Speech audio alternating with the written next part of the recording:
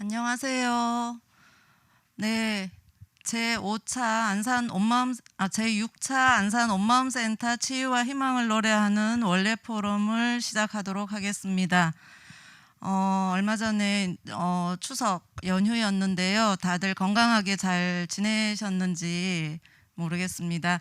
연휴 동안 코로나 때문에 걱정들을 많이 하셨는데요.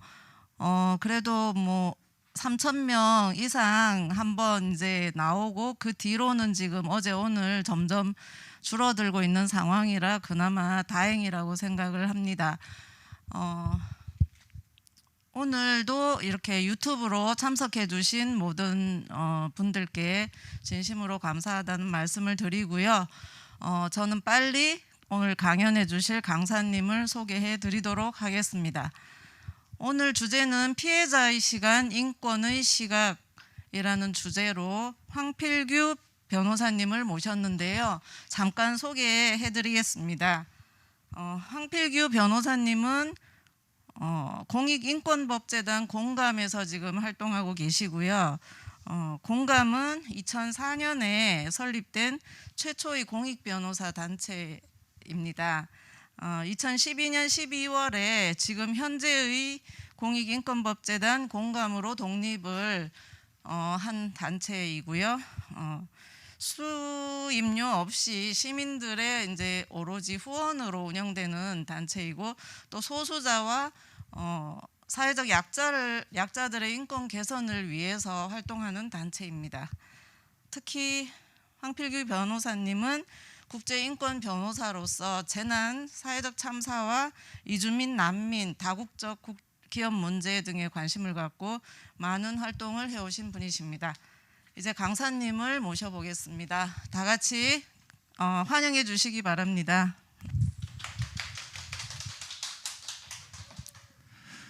네, 안녕하십니까. 방금 소개받은 황필규 변호사입니다. 오늘 이렇게 뜻깊은 자리에 초대해 주셔서 감사하고요. 재난과 어떤 참사의 문제에 대해서 굉장히 많은 이야기들이 있고 또 더 훌륭한 얘기들은 또 많은 분들이 해주실 거라고 생각이 들고요.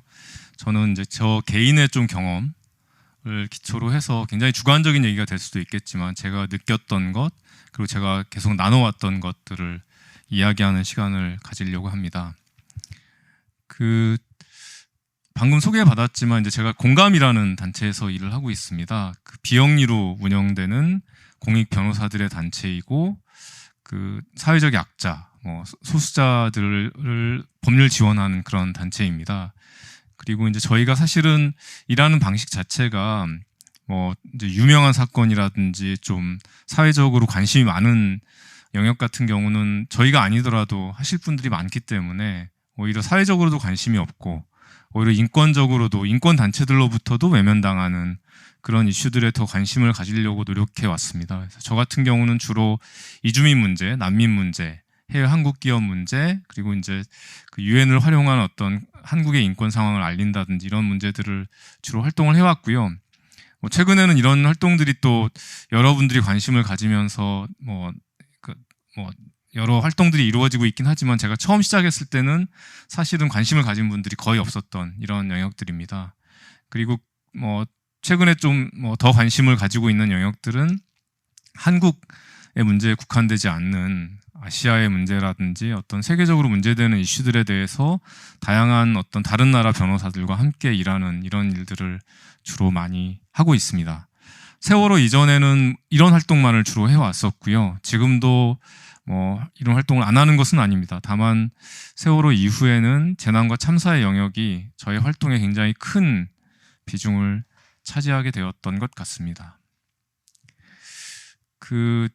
생각을 해봤습니다. 제가 세월호 이전에 분명히 어떤 재난 참사 영역은 제가 활동하는 영역이 전혀 아닌데 세월호 이전에 제가 참사를 겪어본 적이 있는가 혹은 참사를 마주해 본 적이 있는가라는 고민을 해봤고 그랬을 때 이제 기억에 남는 것이 용산 참사입니다.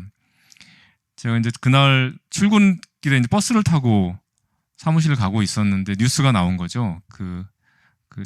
철거 현장에서 사람들이 죽었다라는 뉴스가 나옵니다. 근데 순간 느낌이 이건 아니지 않나 라는 생각이 들었고, 마침 저희 사무실에 그 주거권 쪽 일을 하는 변호사님이 계셨어요. 그래서 그분께 분명 어디선가 대책회의가 열리고 있을 것이니까 연락을 해서 변호사 도움이 필요하면 달려가자라고 말씀을 드렸고, 마침 연락되는 변호사가 없는 상황에서 저희가 이제 달려가서 일단 체포되어 있던 철거민들 접견하고 검찰 조사에 참여를 하게 됩니다. 그리고 나서 이제 다른 일정이 있어서 다른 데 가 있는데 연락이 오더라고요. 그 영안실에 유가족들이 이제 그 본인들 가족을 이제 보려 들어가려고 하는데 경찰이 막고 있다라는 얘기를 전화를 통해서 듣게 됩니다. 그리고 현장에 이제 다시 병원에 가서 경찰과 싸우고 검찰과 통화하고 기자들과 통화하고 해서 새벽 1시, 4시에 유가족분들과 영안실에 같이 들어갔던 기억이 있습니다. 그리고 나서 이제 사실 철거 문제는 또 그 영역의 어떤 전문성을 가지고 열심히 일하시는 분들이 많기 때문에 저는 이제 그날 딱 새벽 4시까지 저의 일을 마치고 다른 더 이제 훌륭한 분들, 더 일을 잘하실 분들이 결합을 하게 되는 일이 있었습니다. 농담 반 진담 반으로 저희가 이제 아까 말씀드렸듯이 저희 활동하는 방식이 다른 분들이 더 하실 수 있으면 또 이제 관심 없는 영역들을 찾아가기 때문에 딱 이제 판 벌리고 빠지기라는 제 주특기를 가지고 있습니다. 그러니까 뭔가 아직까지는 손이 미처 닿지 않는 곳에 가서 뭔가 최소한의 어떤 작업을 하고 그 일을 안정적으로 지속적으로 하실 수 있는 분들께 그 자리를 넘겨드리는 이런 일을 해왔었고, 용산 참사 때는 딱 하루가 걸렸던 것 같습니다. 사실 세월호 때도 좀 처음에 진도에 내려갈 때는 그런 생각을 하고 내려간 측면도 있었습니다. 참사가 났죠. 모든 사람이 그랬을 겁니다. 모든 국민이 남다른 느낌이 있었고, 달려가고 싶었고, 뭔가 하고 싶었고, 그리고 이유 없이 계속 눈물이 나오고 이런 상황이 계속되는 상황이었던 것 같고요. 저 역시 그 고민을 했던 것 같습니다.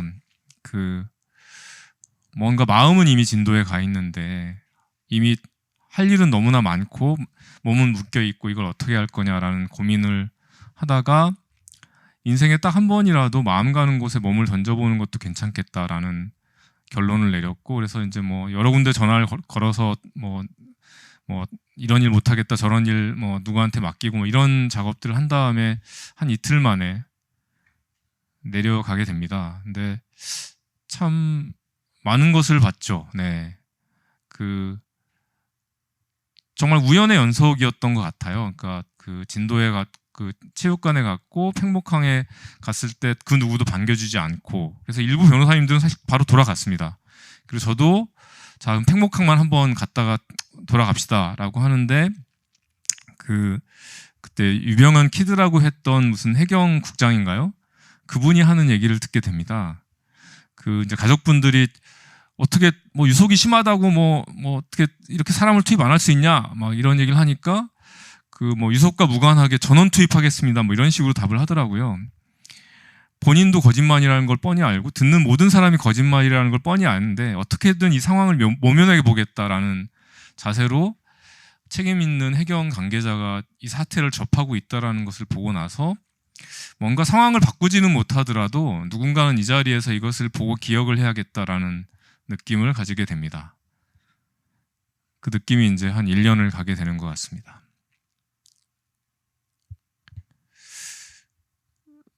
일하고 나서 한 달인가요? 2달? 2-3달 지났을 때인가요? 어디서 우연히 이제 이 글귀를 보게 됩니다. 김혜란 작가의. 그 당시 이제 지금은 다행히 그냥 읽을 수 있는데요. 그 당시에는 이 글귀를 보고, 그리고 사실 여러 차례 걸쳐서 볼 때마다 눈물을 펑펑 흘렸던 기억이 있습니다. 왜냐하면 그냥 느낌상으로 내가 하려고 했던 것이 바로 이런 것이었구나라는 느낌을 가지게 되었던 것 같습니다. 저희 단체 이름이 공감인데요. 아시겠지만 사람을 100% 공감한다라는 것은 불가능하고 결국 그걸 지향한다라는 얘기고, 결국 공감이라는 것은 그 사람을 100% 이해한다라기보다는 바깥에서 곁으로 다가가는 일이지 않겠는가라는 느낌을 가지게 된 것 같습니다. 그리고 사실 이것은 뭐 이제 저의 느낌일 뿐 아니라 그 뭔가 곁에서 혹은 바깥에서 무엇인가를 같이 하려고 했던 모든 사람들의 어떤 마음이었지 않았을까. 또 피해자들 사이에서도 피해자들 간에도 사실은 이런 과정이 있지 않았을까라는 생각을 해보게 됩니다.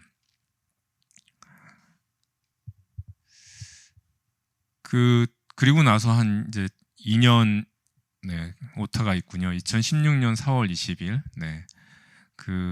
한 2년 뒤쯤에 한 세월호 유가족 분이 이제 SNS에 올린 글이 눈에 들어왔습니다.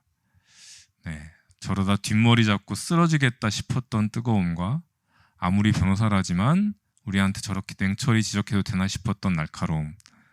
굉장히 멋있게 쓰여진 글이고요. 그래서 물론 이제 앞으로 좀 더 잘해라 라는 취지에서 올리신 글이라는 것이 너무나 눈에 보였지만 아무튼 굉장히 뭐랄까요, 한 1년, 2년 동안 같이 있으면서 뭔가 고생이랄까요, 이런 걸 했던 것이 전혀 뭔가 이렇게 헛되지 않았다라는 느낌이 확 드는 그런 한마디였던 것 같습니다. 사실은 저뿐 아니라 또 함께했던 모든 분들이 때로는 너무나 감정적으로 힘들고 때로는 이성적으로 이렇게 되어야 하는데라는 생각을 계속 해오는 과정이 있었던 것 같습니다. 그래서 이 감성과 어떤 이성을 어떻게 조화할 것이냐라는 부분이 사실은 이성적으로 판단되지 않는 그런 상황이 계속되었던 것 같고요. 그랬을 때 과연 어떻게 서 있는 게 맞는 것인지에 대한 질문을 계속 던지는 과정이 있지 않았을까라는 생각이 있습니다. 그리고 이제 이따가도 말씀을 드리겠지만 계속 세월호 참사 이후에 저의 어떤 인생 계획과는 전혀 무관하게 재난 참사의 현장에서 계속 뭔가를 하고 있는 저 자신을 발견하게 됩니다. 근데 그 과정에서 저뿐 아니라 또 많은 분들이 좀 비슷한 생각을 하실 수 있겠는데요. 그 과정에서 제가 그 현장을 못 떠나는 가장 큰 이유 중에 하나는 당연히 피해자분들이겠죠. 그리고 그 피해자분들의 사실은 관계의 문제이기도 합니다. 이 글은 사실은 뭔가 가족분들이 뭔가 기억은 지금 이제 전혀 기억이 안 나요. 어떤 것 때문에 뭔가 이렇게 좀 안 좋은 불편한 말씀들을 나누고 계셨는지 전혀 기억이 안 나는데 그렇게 불편한 이야기 혹은 갈등을 할 게 아니라 좀 더 이야기를 차분히 해보자 라는 취지로 올렸던 글입니다. 그 피해자분들 같은 경우는 그동안 제 경험에 비추어 봤을 때는 필연적으로 갈등하고 분열하게 되어 있더라고요. 그게 꼭 어떤 가해자 측이나 정부가 됐건 기업이 됐건 가해자 측에서 뭔가 분열을 조장하고 이런 일이 없더라도 거의 정말 세심하게 뭔가 노력하는 뭔가 이렇게 시스템이 있지 않으면 가족분들은 필연적으로 분열하고 갈등하게 되어 있다라는 결론을 내리게 됐습니다. 왜냐하면 뭔가 전혀 다른 생태계에서 살아왔던 분들이 전혀 다른 언어와 전혀 다른 문화와 전혀 다른 삶을 살아왔던 분들이 굉장히 작은 공간에 정말 뭔가 표출할 수도 없는 그런 작은 공간에 같이 부대끼는 극단적인 상황에 내몰리게 됩니다. 그런 상황에서는 사실은 또 뭔가 하나하나의 결정을 내려야 하는, 결정을 강요받는, 가족을 살리기 위해서라도 어떤 결정을 해야 하고 또 뭔가 이것을 진상을 규명하기 위해서도 결정을 해야 하고 이 상황을 뭔가 다음 단계로 넘어가기 위해서 결정을 해야 하는데 당연하게도 그 결정의 순간순간에 피해자 모두가 의견이 일치되는 것은 불가능합니다. 근데 그 의견의 불일치가 사실은 굉장히 어떤 적대적인 형태로 드러나는 경우가 많이 있습니다. 왜냐하면 사실은 이제 가해자는 기업이나 정부이거나 어떤 개인들일 가능성이 많은데 아무리 그 사람들에 대해서 쌍욕을 하고 하더라도 뭔가 넘지 못할 그런 것들이 보이는 경우가 많지만 같은 피해자는 옆에 있고 정말 참 표현이 그렇긴 한데요. 가장 만만한 존재거든요. 피해자들끼리가. 그러다 보니까 사실은 그런 갈등이 생겨날 수밖에 없는 근본적인 요소들이 존재한다라는 거고, 그 부분이 사실은 참사를 가장 바라보는 사람들로 하여금 안타깝게 만드는 요소가 아닌가. 그래서 개인적으로는 그 부분에 대해서 내가 할 수 있는 일이 무엇인가라는 질문을 계속 던졌던 것 같습니다. 세월호 때도 그랬고, 가습기 살균제, 스텔라 데이지오, 기타 몇몇 참사 현장에서 그런 고민들을 해왔던 것 같고요.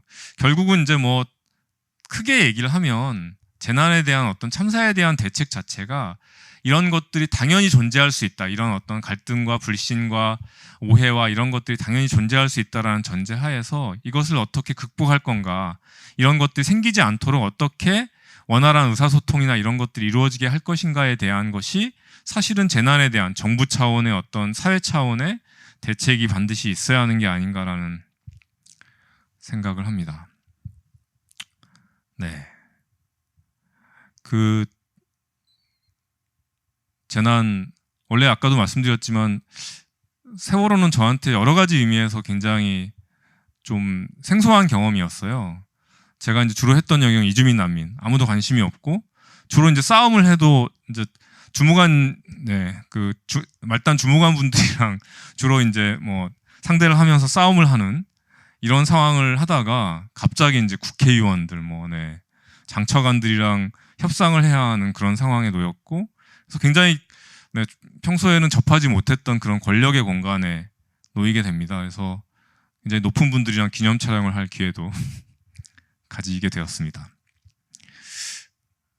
사실은 저 이제 그 박근혜 대통령이랑 우연히 같이 찍힌 사진 같은 경우에 개인적으로는 저의 위치를 항상 되돌아보게 하는 사진이기도 합니다.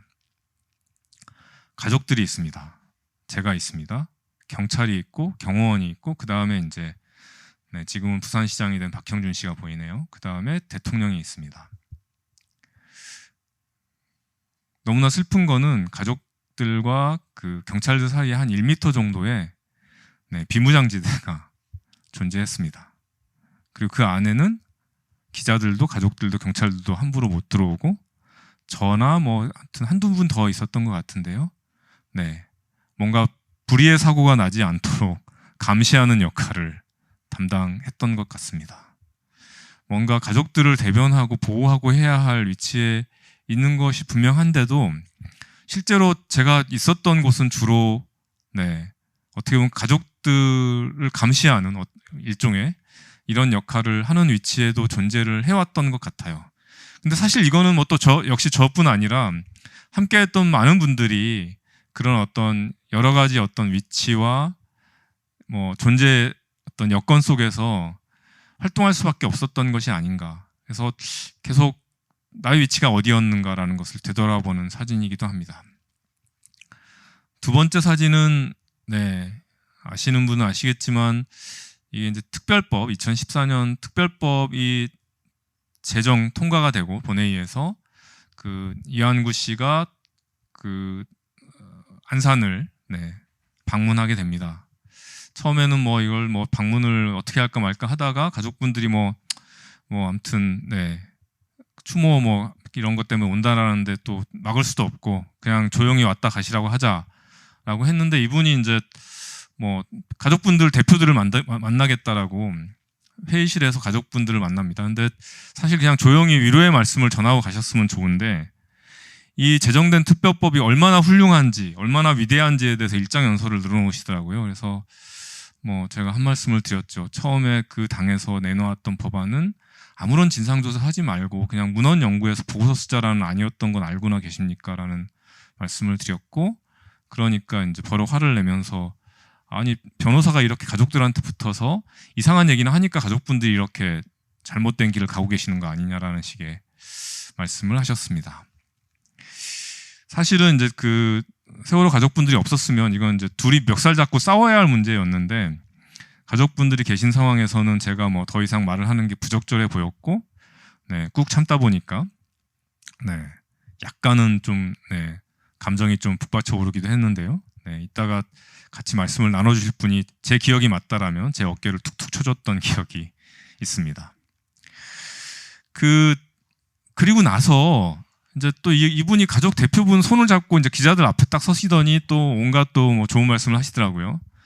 저는 이제 구석에 이제 뭐 조용히 있는데 또 이분이 기자분들을 끌고 저한테 또 오시더니 제 손을 꼭 잡으시면서 변호사님이 가족분들한테 제대로 된 올바른 정보를 전달해 주시고 하는 역할이 굉장히 중요합니다라고 또 일작연설을 늘어놓으시고 저는 그것에 대해서 참 언론을 잘 활용하시네요라는 말씀을 드렸고 이게 이제 YTN 돌발 영상에 나오게 됩니다.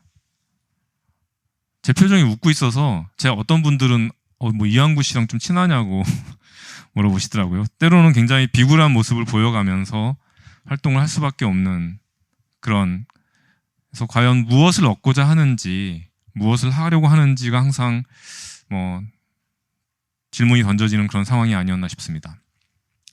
여기까지 말씀드리면 제가 마치 굉장히 뭔가 이성적이고 뭔가 가장 바람직한 활동을 한 것 같은 아주 안 좋은 아주 잘못된 인상을 심어드릴 수 있을 것 같은데요. 전혀 그런 건 아니고요. 그러려고 했다라는 취지입니다. 그리고 저뿐 아니라 많은 사람들이 그러려고 했던 과정이 있었고 어떤 분들은 좀 더 뭔가 올바른 혹은 바람직한 방향으로 활동을 하셨던 것 같고요. 그래서 사실은 이제 저의 어떤 활동, 저의 생각 이런 것들이 얼마나 다양했는지가 사실은 저의 꿈속에서 많이 드러났던 것 같습니다. 특히 그 특별법 제정하는 과정, 국회에서 이제 가족분들이 농성하고 하는 과정에서는 거의 매일 꿈을 꿨던 것 같아요. 제가 이제 고3 때 꿈을 꾸면서 스트레스를 해소했던 것 같고요. 그러니까 뭔가 스트레스가 많을 때는 꿈을 꿨던 것 같고 공감, 지금 있는 조직에 들어오면서는 세월호 전까지는 거의 한 6, 7년 동안 꿈을 거의 안 꿨던 것 같아요. 왜냐하면 제가 하고 싶은 일을 너무나 즐겁게 하고 있었기 때문에. 근데 세월호 과정에서는 거의 매일 꿈을 꿉니다. 근데 너무나 신기했던 거는 매 꿈 하나하나가 저의 굉장히 다양한 측면들, 생각하는 다양한 측면들을 너무나 노골적이고 적나라하게 드러내 주더라고요. 처음 기억에 남는 꿈은 국회의원들 멱살을 잡고 가족분들 말을 제발 들어달라라고 외치다가 이제 잠에서 깨어났던 적이 있고요. 그리고 이제 그 마지막 학생이 올라온 다음에 그 다음날 바로 다른 학생이 올라오는 꿈을 꿉니다. 근데 이건 꿈인 것 같은데 꿈이 아니어야 할 텐데라고 이제 계속 그래서 꿈에서 안 깨려고 굉장히 발버둥 치다가 꿈에서 깼던 기억이 있습니다. 이게 이제 이거는 그냥 바람직한 꿈이었다라고 볼 수도 있는데요. 그 다음 꿈은 이제 가족들에 대한 불만을 표출하는 꿈입니다. 이제 어떤 가족분이 저한테 뭘 하라고 일을 시킵니다. 그거에 대해서 이제 제가 발끈하면서 나는 자발적으로 여기서 와서 자발적으로 일하려고 하는데 왜 나한테 명령적으로 얘기하냐고 하면서 막 이제 가족분한테 따지는 꿈을 꾸다가 깹니다. 물론 깨고 나서 좀 반성했습니다. 그리고 나서 이제 국회에서 농성하던 때였죠. 가족분들이 계속 모여 있으니까 조금은 피곤하더라고요. 그래서 이제 가족분들을 피해서 국회 밖에 나가서 어떤 건물에 가서 화장실에서 이제 일을 보고 있는데 그 양 옆에 다 가족들이 서 계신 거예요. 그래서 아니 제발 좀 화장실에 일 볼 때만이라도 저만의 시간을 좀 가질 수 있게 해주세요라고 얘기하다가 꿈에서 깬 적이 있습니다. 그리고 한 번은 길거리에 떨어져 있는 동전들이 떨어져 있더라고요. 그래서 동전을 주웠어요. 근데 세월호 가족분들이 옆에 있다가 너 그렇게 왜 돈에 탐내냐고. 그래서 아니 이게 그래서 굉장히 뭔가 죄를 지은 기분으로 정말 막 이렇게 무슨 어디 구멍에 숨어 들어가려고 하다가 깼던 기억이 있습니다.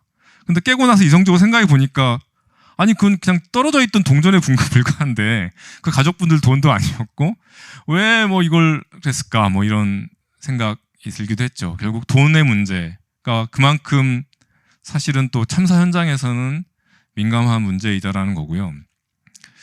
그리고 이제 중간에 한번 또 이런 꿈을 꿉니다. 사실 이제 그런 때가 왔으면 좋겠다는 생각이 드는데요. 뭔가 이렇게 다 해결됐어요. 해결됐고 마치 이제 저희가 뭐 1년, 2년 됐을 때, 뭐 3년 됐을 때 하듯이 뭔가 그동안의 과정을 다 이제 어떤 영상으로 만들어서 상영을 합니다. 뭔가 다 끝난 상황에서. 근데 이제 그 상영을 하는 과정에서 보니까 다행이죠. 네, 아무튼. 그래서 저도 뭘 했으니까 중간중간에 가끔 저도 출연을 해요. 근데 보니까 꼭 하지 말았어야 할 짓, 하지 말았어야 할 말을 하는 순간들이 포착이 되는 영상들이 나옵니다. 그러면서 이제 슬그머니 도망가는 꿈을 꿨던 기억이 있습니다.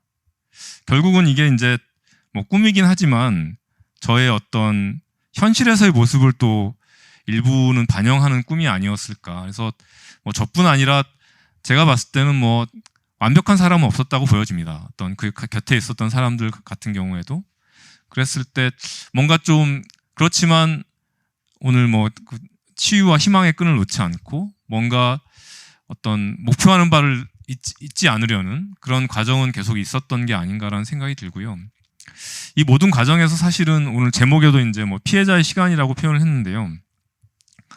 제가 뭐 약간 주관적이긴 하지만 두 가지 정도를 굉장히 크게 깨달았다라고 말씀드릴 수 있을 것 같습니다. 하나는 재난 피해자의 시간은 다르게 흐르더라고요. 네. 그냥 시간이 흐르는데 보통 사람들의 시간과 피해자의 시간은 다르게 흐른다라는 느낌을 가지게 되었습니다.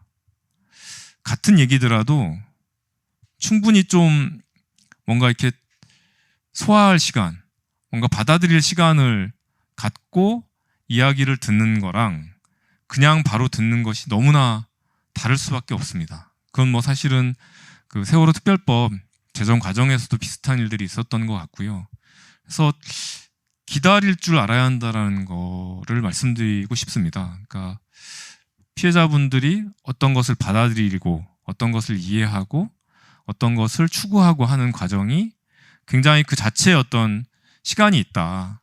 그래서 그 시간을 이해하는 것이 피해자를, 재난을, 참사를 이해하는 굉장히 어떤 핵심이지 않을까라는 생각을 가지게 되었습니다.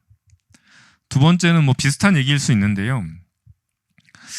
그 피해자를 어떻게 바라보는가가 저는 크게 뭐 구분된다고 보여집니다. 뭔가 같은 일을 하더라도 뭔가 피해자들은 특별한 사람이니까 이런 상황에 아무튼 이런 상황에 있는 특별한 사람이니까 우리가 특별히 좀 뭔가 봐줘야 돼 혹은 보살펴야 돼라는 관점에서 접근하는 것과 그냥 보통 사람인데 상황 자체가 그냥 특별할 뿐이다. 그렇기 때문에 오히려 그 상황에 대해서 충분히 이해를 하고 이분들의 목소리를 제대로 들으려고 노력해야 한다라는 것이 저는 굉장히 많은 사람들에서 근본적인 차이를 볼 수 있었던 것 같고 그것이 피해자들한테 어떤 또 다른 상처가 되거나 아니면 실제로 힘이 되거나 하는 그 구분을 가져왔던 게 아닌가라는 생각이 듭니다.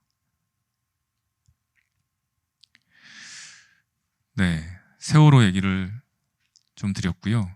다른 참사 얘기를 조금 드려볼까 합니다.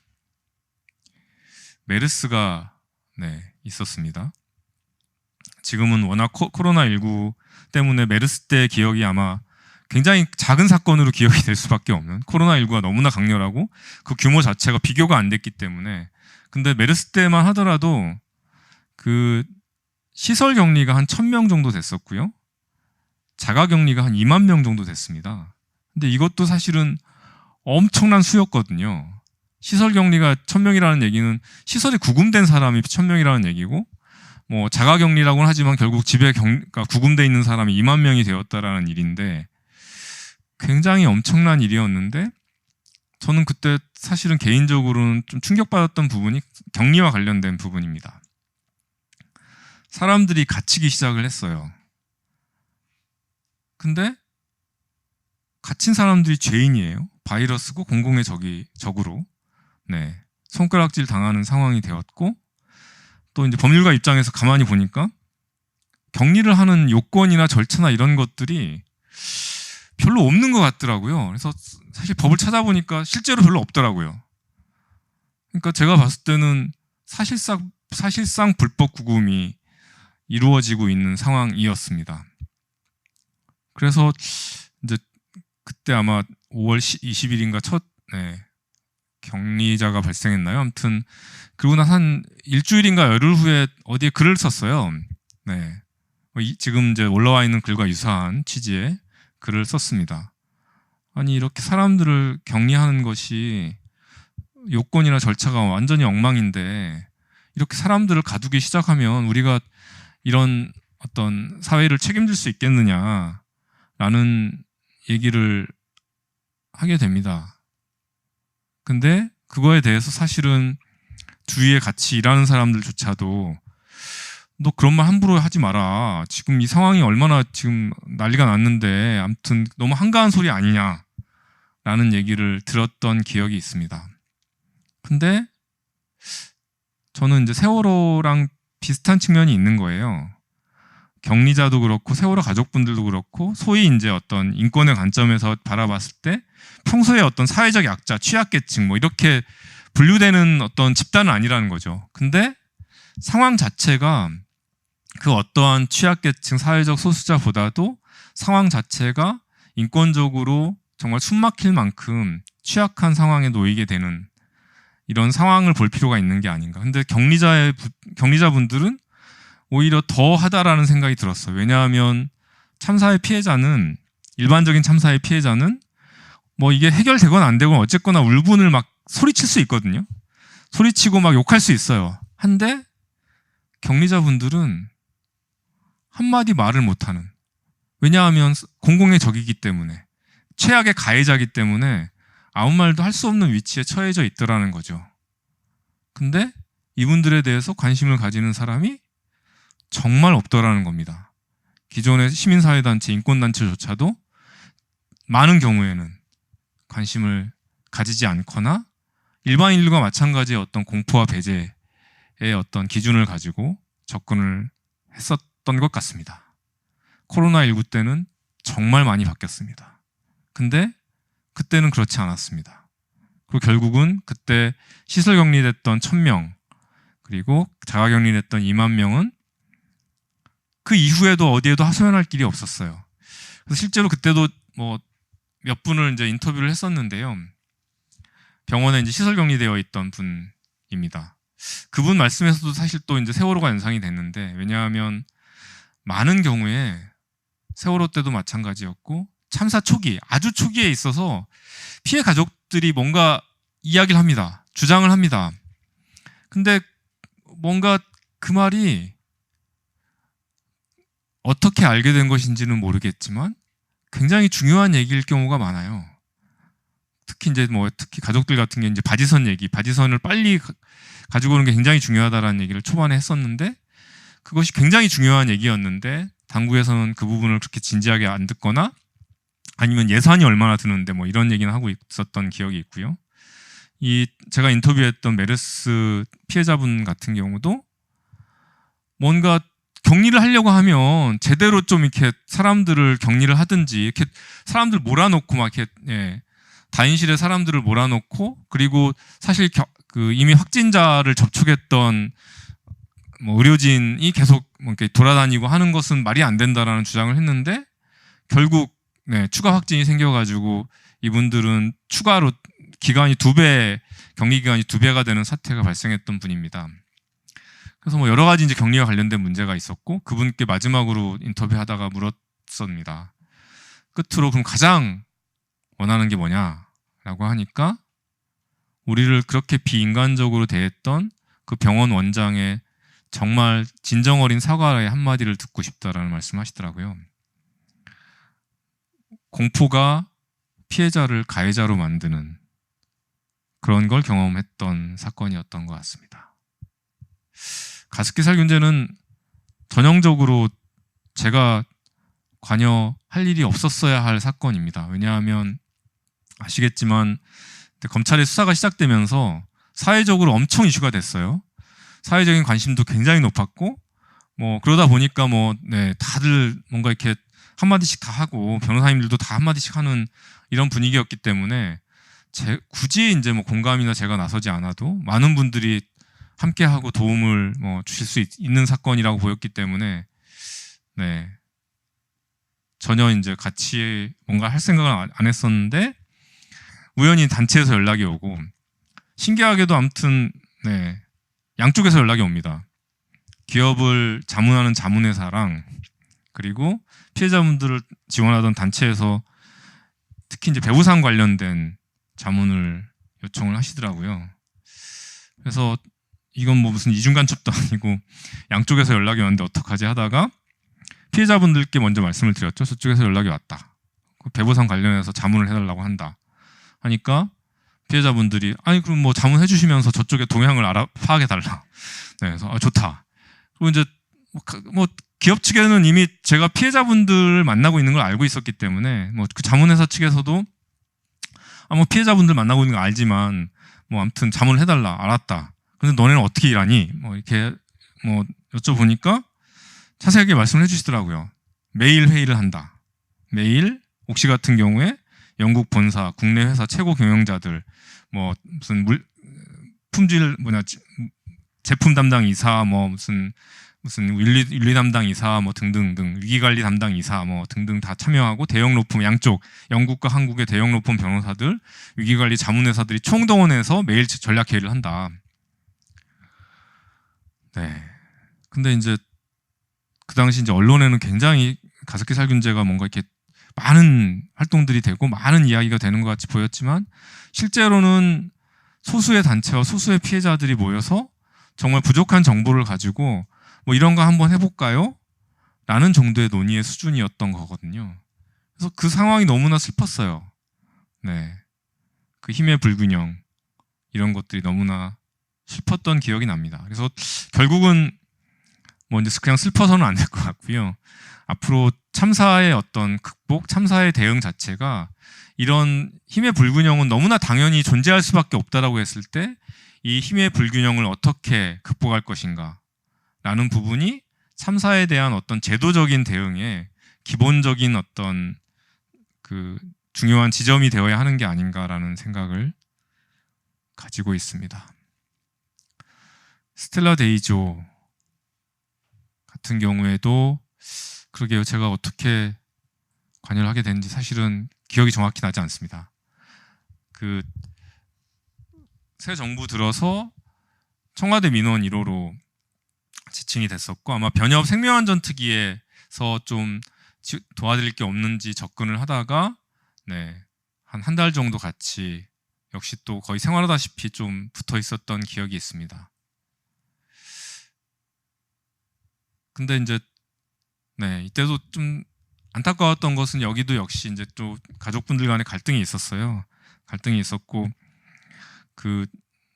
모르겠습니다. 여러분들은 그런 경험이 있으신지 모르겠는데 저는 활동을 하다가 특히 다른 활동을 하다가는 그런 적이 없었는데 참사와 관련된 활동을 하다가는 마치 무슨 이제 기독교에서 방언하듯이 제가 전혀 계획이 없었던 말이 그냥 막 튀어나오는 경우들이 있습니다.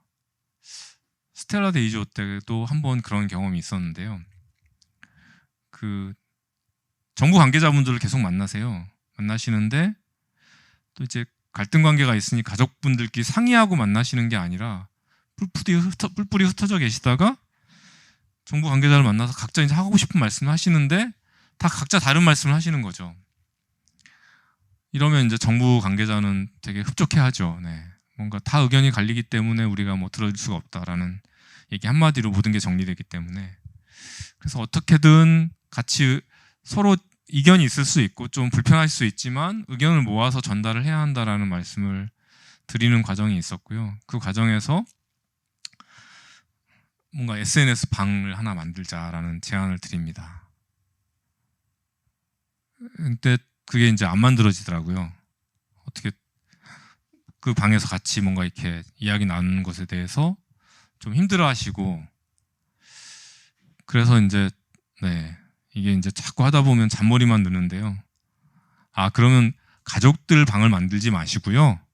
변호사 방을 만들어서 가족들이 들어와 주세요. 네, 라고 제안을 드립니다. 그래서 그 변호사 방을 만들어서 가족분들이 들어오게 하는 결정을 하는데 여기서도 이제 또 이견이 생깁니다. 가족 대표 한 분만 들어올지 아니면 가족들은 다 들어올 수 있는 걸로 할지에 대해서 또 이견이 생기면서 네, 이제 변호사는 그만 이제 필요 없을 것 같다고 네, 괜히 우리 뭐 이렇게 네, 뭔가 화해시키려고 이렇게 쓸데없는 노력하지 말고 이제 가보라는 말씀을 듣고 갑자기 제가 책상을 치면서 벌떡 일어납니다. 그러면서 한 말씀 드린 게 여러분들 물론 이제 어떤 이견이 있으실 수 있고 서로 불편하실 수 있고 싸우실 수 있는데 그 싸움을 한 달 후에 멱살 잡고 피 터지게 싸워주십시오. 근데 지금 오늘 이 자리에서는 SM방을 반드시 만들어야겠습니다라고 하면서 책상을 꽝 칩니다. 전혀 제가 계획했던 말이 아니었는데 네, 그래서 방이 만들어지긴 했어요. 네. 그런 일들을 겪으면서 아무튼 스텔라 데이지오도 네, 한 달 정도 같이 지내게 되는데요. 마침 이 사진이 외교부 앞에서 외교부 장관 면담을 요청하면서 이제 얼떨결에 농성에 들어간 역시 아무런 준비 없이 마치 세월호 가족분들이 아무런 준비 없이 그때 이제 KBS 무슨 사건이 있었을 때 네, 청와대 앞에서 농성에 들어갔듯이 이분들도 아무런 계획 없이 네, 외교부 장관 만나러 갔다가 안 만나줘서 네, 농성에 들어갔는데 이날 밤에 이제 저녁에 세월호 가족분들이 오셔서 이제 네, 여러 가지 또 응원을 해주시고 조언을 해주십니다. 그러면서 이제 네, 저에 대한 조언도 아끼지 않으셨습니다. 한 분이 네, 황 변호사는 어느 순간 사라지니까 네, 조심해라라는 네, 말씀을 해주셨던 기억이 있습니다. 근데 정말 안타까웠던 것은 네, 뭔가 정부의 어떤 계속적인 조치들이 있었어요. 계속적인 조치들이 있었는데 단 한 번도 정말 단 한 번도 정부가 스스로 어떤 조치를 취한 적이 없었다.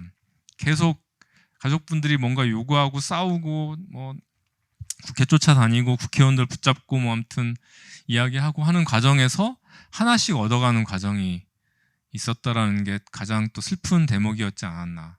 그래서 결국 뭔가 정부가 바뀌었는데 전혀 변하지 않은 모습을 보여준 게 아닌가. 그리고 가장 또 슬펐던 것 중에 하나는 그 심해 수색 장비를 투여하기로 하고 가족분 한 분이 그 배에 이제 승선하도록 네, 결정이 되어 있는 상황에서 갑자기 외교부가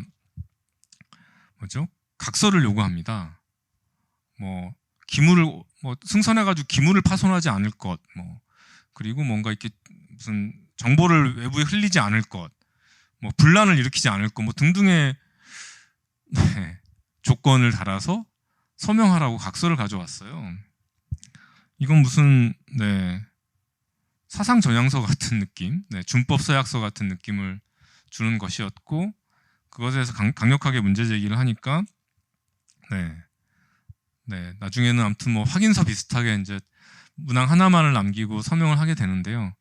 정말 어떻게 그런 발상이 나올 수 있을까? 사실은 그 피해 가족이 승선하게 된 것도 결국 그 피해 가족분들이 싸워서 얻어낸 그런 어떤 네, 일이었는데 외교부는 어쨌거나 뭔가 피해자들을 계속 갈등 유발자, 분란의 대상으로 바라보는 그런 자세가 전혀 바뀌지 않은 모습이었던 게 아닌가라는 생각이 있습니다.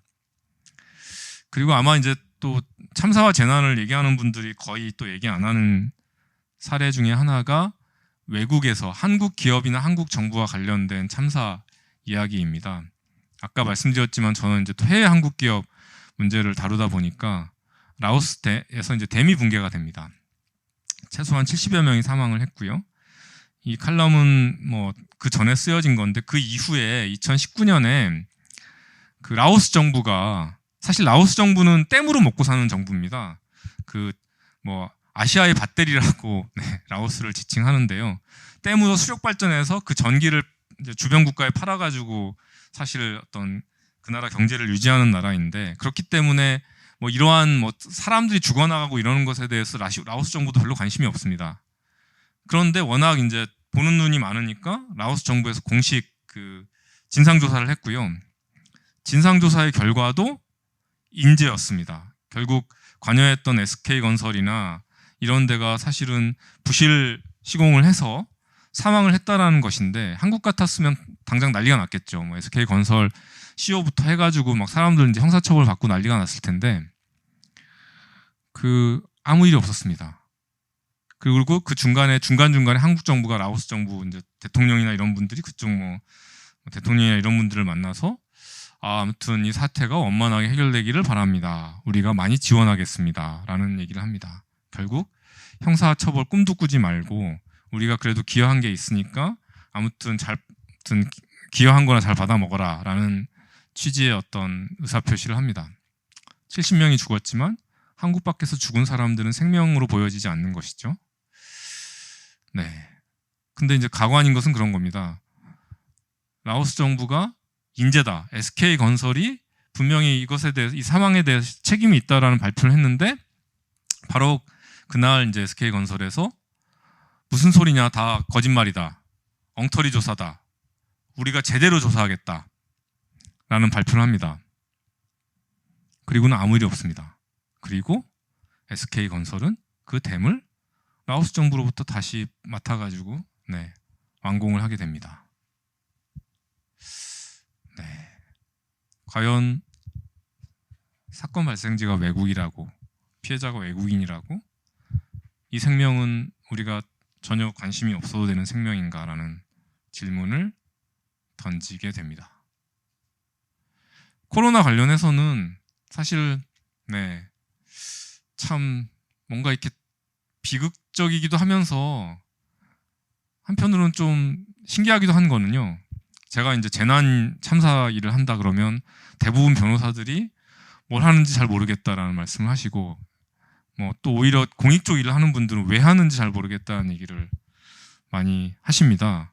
그리고 사실 제가 하는 일은 딱히 법과 관련된 일이라기보다는 몸으로 때우는 일, 아까도 주로 몸으로 때우는 일에 대해서 말씀을 드렸지만, 그래서 딱히 법률가가 아니어도 다른 사람이 할 수 있는 일인데 굳이 몸으로 때우는 일을 하고 있는 것 같기도 하고 한데, 코로나19가 터지면서 갑자기 재난이 인권 영역에서 주류적인 이슈가 됐습니다.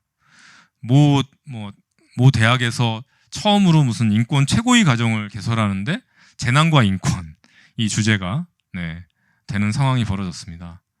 그래서 어떻게 보면 코로나19가 오려고 제가 그동안 재난으로 단련됐나 뭐 이런 생각이 들 정도로 재난과 관련된 일을 여러 가지를 하게 됩니다. 그래서 법률적으로 기본적으로 법률적인 내용들을 정리하는 일, 그리고 관련 인권단체들이랑 뭔가 가이드라인을 만들고 계속적인 감시하는 일, 그리고 학술적으로 이제 좀 연구자들과 함께 뭔가 좀 화두를 던지는 연구자들을 계속 끌어들이는 일, 그리고 마지막 사진은 일본 변호사들이랑 또 일본과 한국, 꼭 일본뿐 아니라 다른 나라 상황을 계속 같이 공유하면서 서로 배울 수 있는 것들을 그때그때 공유하는 일을 하고 있고요. 사진에는 없지만 사실은 개인적으로 또 가장 관심사 중에 하나는, 한국은 딱히 이제 어떻게 보면 해당 사항이 없다고 볼 수도 있는데요. 공평한 백신 접근권, 여전히 이제 수많은 나라들이 아직까지도 그런 백신의 접근이 거의 안 되고 있는 상황이고, 이것을 어떻게 할 건가에 대해서 전 세계 또 단체들이나 변호사들이 좀 합심해서 뭔가를 하려고 하는 노력들을 하고 있는 상황인데요. 코로나19 아까도 말씀드렸지만 격리 관련해서 그 숫자가 어마어마합니다. 결국은 100만 명이 넘는 사람들이 감금의 어떤 경험을 가졌다라는 거고요. 근데 여전히 그 격리의 요건 자체가 불분명합니다. 격리의 대상도 불분명합니다. 접촉에서 전파할 가능성, 뭔가 감염의 우려가 있다라든지, 아무튼 굉장히 다양한 표현들이 법률에도 나와요. 사실은 나중에 기회가 되시면 감염병 예방법을 한번 보시면 감염병 예방법에 나와 있는 내용을 일목요연하게 정확하고 명확하게 설명할 수 있는 사람이 대한민국에 단 한 명도 없다는 것에 제가 500원을 걸 수 있습니다. 왜냐하면 모르겠습니다. 그때그때 개정이 되고 하면서 여러 가지 표현들이 추가로 들어오게 됩니다. 그러면서 뭔가 비슷비슷한 표현들이 나오는데 그 표현들이 어떻게 차이가 나는지에 대해서 그 어디에서도 논의된 바가 없는 거예요.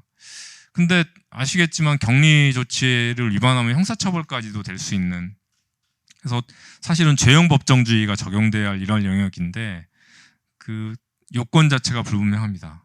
절차도 그 헌법재판소의 결정에 의해서 변호사의 조력을 받을 권리, 헌법상의 변호사의 조력을 받을 권리가 격리자에게도 존재를 하는데 이런 권리가 존재한다라는 것 자체를 격리자가 아는 분이 거의 없을 겁니다. 절차적으로도 굉장히 문제가 많고, 그래서 여전히 대한민국은 수많은 사람들을 요건과 절차를 불분명하게 한 채로 혹은 규정을 위반해서 구금하고 있는 것이 아닌가. 이 부분은 앞으로 계속 좀 심각하게 계속 고민돼야 할 부분인 것 같고요. 또 이제 여러 가지 측면이 있습니다. 코로나는 워낙 모든 삶의 어떤 측면을 다 건드리고 있기 때문에 여러 가지 측면이 있긴 한데요. 결국 피해자를 어떻게 바라보는가, 뭔가 혹은 어떤 사회적 소수자 약자를 어떻게 바라보는가가 가장 극단적인 형태로 드러나는 경우들이 코로나라는 위기에서는 더 심각하게 표출되는 것 같습니다. 대표적인 게 외국인 노동자, 어떤 지역의 외국인 노동자 몇 명이 이제 확진이 됩니다. 그러니까 그 시, 그 도의 모든 외국인 노동자에 대해서 검사를 받으라는 행정명령을 내리고 어길 경우에는 이제 행정적인 제재가 가해지는 조치를 취합니다. 근데 외국인 노동자끼리만 일하지는 않거든요. 한국 사람도 같이 일하는데 같이 일하는 한국 사람은 대상이 아니에요. 그 사용자인 한국 사람도 대상은 아닙니다. 제일 이제 황당했던 경우가 대학교 같은 경우인데요. 외국인 유학생들은 노동자가 아니니까 대상이 아니에요.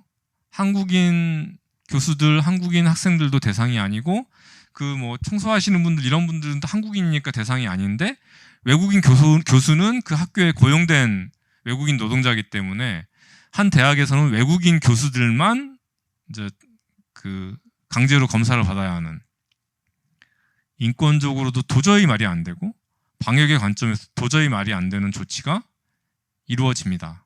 왜냐하면 외국인은 공포 상황에서, 위기 상황에서는 사람으로 보이지 않기 때문에.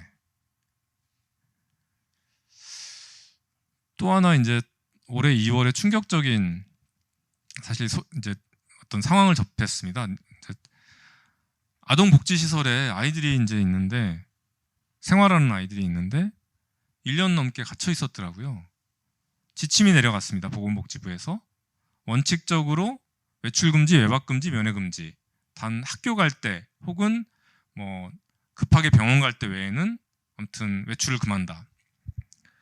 대부분 이제 온라인 수업이 이루어지고 했으니까 거의 1년 동안 그냥 그 시설 안에서 그 시설 밖 앞에 놀이터도 못 가고 갇혀 있었던 아이들이 대부분이었습니다.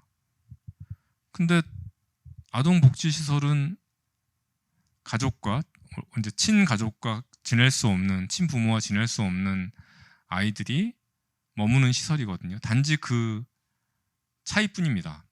근데 이걸 이제 구금시설화 할 수 있었던 발상은 어디서 가능했겠는가 라고 했을 때 결국 아동들에 대해서는 관심을 가지는 사람이 없다라는 거죠. 네. 그리고 그 시설을 그야말로 그냥 구금해도 되는 시설 정도로 평소에도 생각했던 게 아닌가. 그래서 참 코로나 상황은 뭐 이제 세월호 참사 같은 경우는 뭔가 이렇게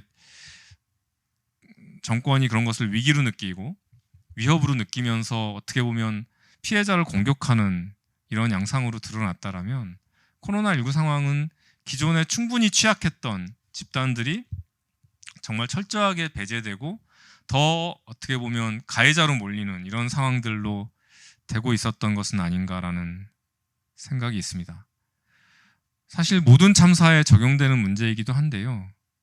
결국 취약한 집단을 어떻게 보호할 건가, 그리고 피해자들이 특히 어떻게 정보에 접근할 건가, 그리고 어떻게 의사의 결정의 주체로 설 건가, 어떻게 대표될 건가의 문제가 코로나 상황에서도 굉장히 중요한데 그 어떤 참사보다도 전혀 지켜지지 않고 있는 것 같습니다. 그리고 이러한 상황이 계속 굳어진다라면 이후에 어떤 다른 참사, 다른 재난에서는 더 심한 형태로 드러나지 않을까. 그래서 이제 저희가 위드 코리아를 얘기하고 있는데 사실은 그게 어떤 방역 조치의 완화 이런 문제가 아니라 기존의 어떤 다양한 조치를 통해서 드러났던 차별, 혐오, 공포, 분노, 불신 이런 것들을 어떻게 시스템적으로 극복할 것인가에 대한 대안을 제시하는 과정이어야 하지 않겠는가라는 생각을 해봅니다.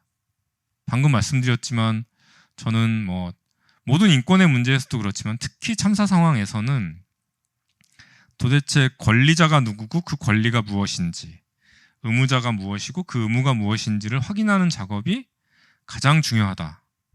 근데 정부는, 기업은, 가해자는 한 번도 이것을 제대로 명확하게 제시해 준 적이 없다. 세월호 때도 마찬가지였죠.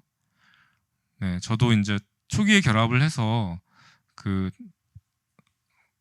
스테디움이죠. 안산에 있는 스테디움에서 정부 관계자들이 대거 몰려와가지고 책자를 나눠주면서 이러이러한 어떤 지원을 해드립니다라고 안내를 하는 자리에 두 번인가 뭐 그 자리에 있었던 기억이 있는데요. 정말 가관이었던 것은 그 중에 한 80% 이상은 법률에 그냥 규정이 있는 내용들이었습니다. 그러니까 당연히 피해자들이 그것을 가져야 할 권리가 있는 내용들이었는데 사실 그때 어떤 설명 자체는 마치 뭔가 새로운 뭔가 특별히 혜택을 주는 것인 양 시혜적인 조치를 주는 것인 양 설명하는 과정이 있었던 기억이 있습니다. 그리고 아까 뭐 스텔라 제이조 같은 경우도 마찬가지입니다. 이게 재난이냐라고 했을 때 재난일 수밖에 없는 정황이 있는데도 재난인지 아닌지 외교부나 해수부나 관계자가 전혀 끝까지 답을 못하는. 근데 재난이냐 아니냐에 따라서는 어떤 정부 조직 체계상으로나 대응 면에서 굉장히 달라질 수밖에 없는데 이게 어떤 의미를 가지는지에 대해서 전혀 상황 파악을 못하고 있는 그런. 그래서 결국은 심지어는 주무부처가 해수부인지 외교부인지를 놓고도 끝까지 서로 줄다리기를 하는 그 과정에서 피해자만 어떤 상처를 계속 입는. 그리고 결국에는 외교부가 주무부처인 것으로 법률에 명확히 규정되어 있다는 것이 확인된 이후에도 외교부 국장이 피해자분들한테 해수부가 외교부가 주무부처라고 감히 얘기하덥디까 뭐 이런 식의 어떤 발언을 한다든지 하는 상황이 계속 벌어졌던 것 같습니다. 결국 대표되어야 합니다. 사실은 이게 이제 일반적인 어떤 그동안의 그냥 상식과는 분명히 좀 차이가 있는 건 분명한 것 같습니다. 뭔가 중립적이어야 한다, 공정해야 한다라는 것이 굉장히 형식적으로 저희는 이해되었던 것 같은데요. 또 규정을 찾아보니까 그렇지는 않더라고요. 어떤 유엔의 어떤 원칙들도 찾아보면 중립성을 얘기하는데 이 어떤 상황에서 가장 영향을 받는 사람들의 1차적인 관심을 두는 것이 중립성이다라는 얘기를 합니다. 공정성을 얘기하는데 가장 피해본 사람들을 어떻게 지원하고 그 사람들의 권리를 어떻게 실현할 것인가가 공정성이다라는 얘기를 합니다. 그래서 우리가 알았던 형식적인 중립성, 공정성은 매우 잘못됐다. 피해자가 대표되어야 하고 피해자들은 당연히 자신들의 의사를 제대로 표출할 수 있게끔 모일 수 있어야 하고 단체를 구성할 수 있어야 하고 충분히 그 의사를 표출할 수 있는 자리와 공간이 마련되어야 한다는 것이 사실은 재난에 있어서 굉장히 중요한 부분이지 않겠는가. 사실은 이 평가는 저뿐 아니라 많은 분들이 계속 내리고 있는 평가인데 아직 제도적으로는 거의 이루어진 바가 없는 문제인 것 같습니다.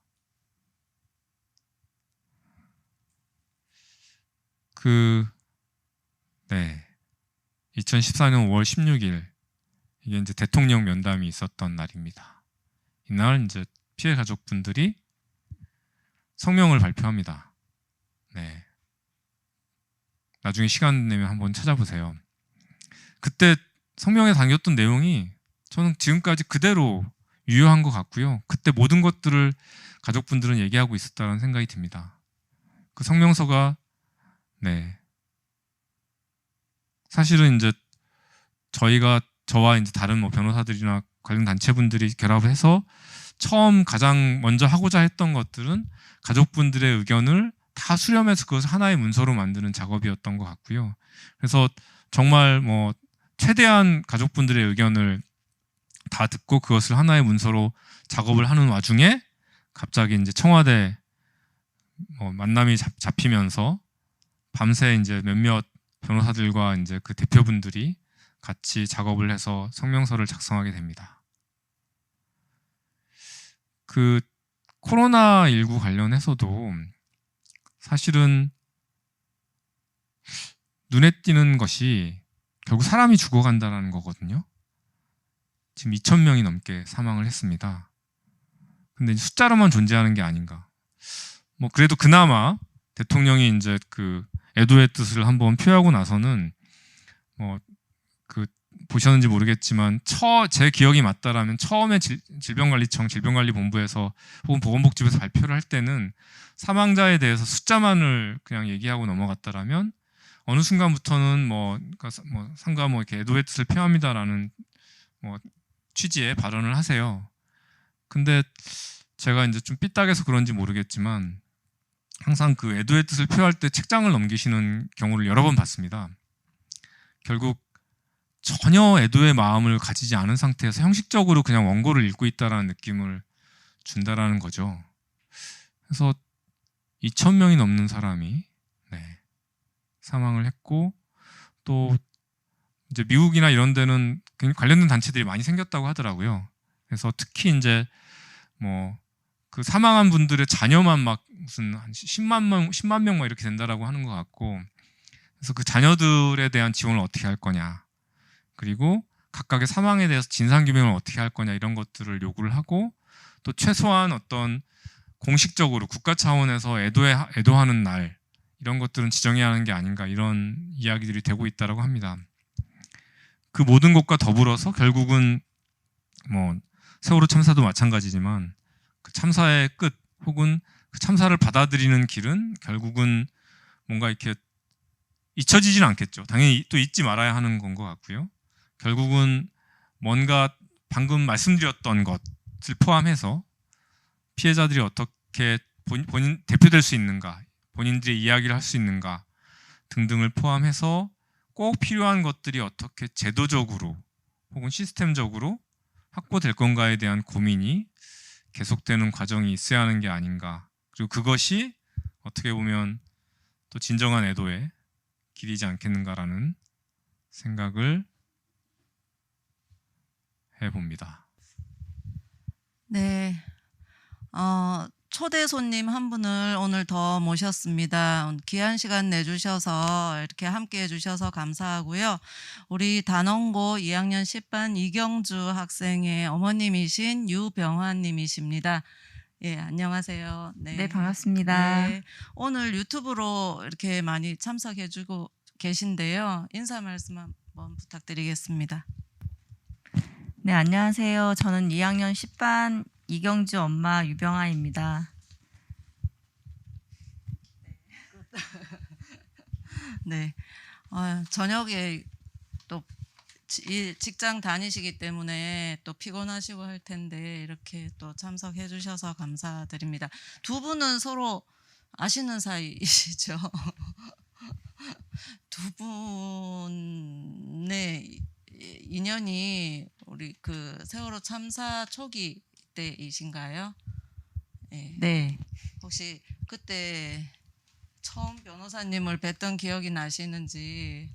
네, 처음에 저희가 아주 정신이 없을 때 이 차례대로 이제 아이들 데리고 올라왔을 때 가족 협의회라는 것이 이제 구성이 갓 시작되었을 때였어요. 근데 이제 저희를 변호하고 도와주시겠다는, 아까 좀 전에도 말씀하셨다시피 대한변호사협회에서 꾸려져서 여러 분 오셨던 걸 기억하고 있고요. 저희가 다 모여있는 강당에 오셔서 인사를 하셨던 게 첫 만남이었던 것 같아요. 저희는. 변호사님도 그때 기억나세요? 처음 가족들을 만나 뵀던. 네. 그러니까 저희는 사실은 이제 진도에 내려갔을 때도 그렇고 어쨌거나 이제 가족분들이랑 좀 최대한 이야기를 해서 저희가 할 수 있는 것들을 하고자 한다라는 의사를 계속 이제 전달을 하는 과정이 있었고요. 근데 진도에서는 그게 이제 충분히 좀 신뢰관계를 당연히 형성하기 어려운 상황이었던 것 같고, 안산에 와서도 사실은 그게 이제 좀 많이 어려웠는데, 아마도 제 기억이 맞다면 이제 좀 교회 통해서 가족분들 일부를 좀 만날 기회를 가졌고, 또 궁금한 게 있으면 뭐든지 물어보시라고 해서 실제로 이제 궁금한 게 많으셨으니까 좀 자연스럽게 좀 물어보시고 저희가 답을 드리다 보니까 조금씩 이제 관계가 형성되는 과정이 있었던 것 같습니다. 네. 그래도 우리 변호사님이 그 당시에 어머님을 제일 기억에 남으셨던 것 같아요. 오늘 이렇게 초대를 해주셨고요.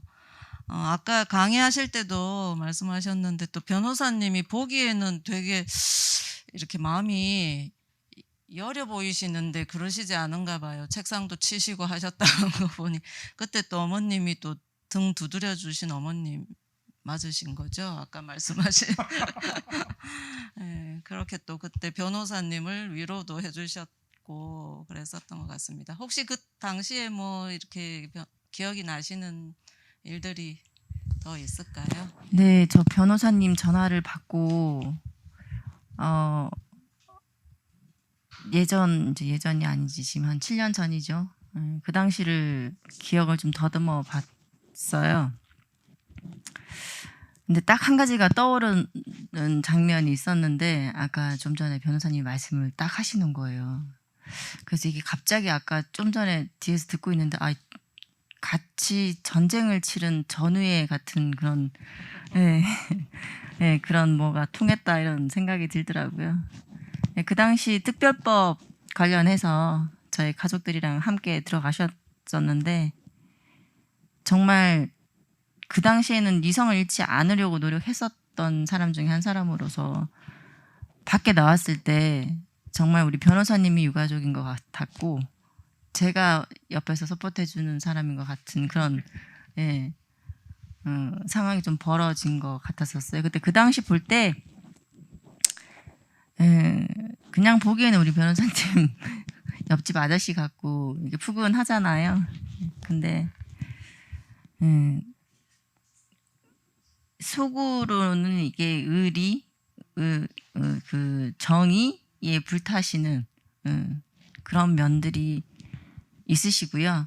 제가 본 바로는 그리고 그 당시 초창기 때 저희 옆에 항상 같이 계셨을 때는 약간 좀 소녀 감성으로 뭐 키다리 아저씨 느낌, 옆에서 든든한 버팀목 이런 느낌.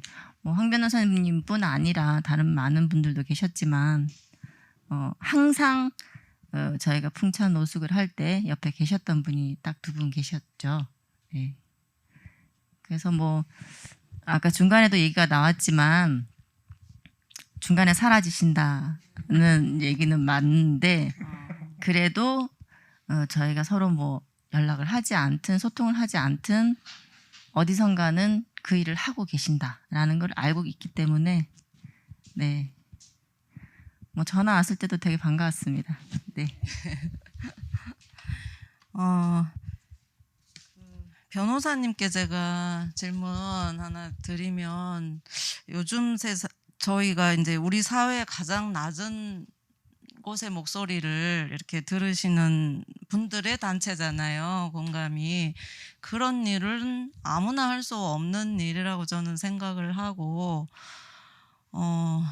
쉽지 않은 일인데요. 어떻게 그 일을 시작하시게 됐는지 예전부터 그런 관심이 있으셨는지가 궁금합니다. 네. 이게 항상 사실 부담스러운 이제 단체인 것 같습니다. 그러니까 뭐 가장 뭐 이렇게 그런 목소리를 듣는다기보다는 들으려고 노력한다라는 정도로 네 이해해 주시면 될 것 같고요. 그러게요. 그러니까 저는 이제 뭐 이런 질문을 이제 받을 때마다 그냥 하고 싶어서 한다라는 말씀을 많이 드려요. 그러니까 이게 다양한 사람들이 다양한 하고 싶은 일들이 있고 뭐 이 공간에 모인 사람들은 이런 일을 하고 싶어서 모인 사람들이고 사실은 이제 뭐 그런 거죠. 세월호 참사 같은 경우도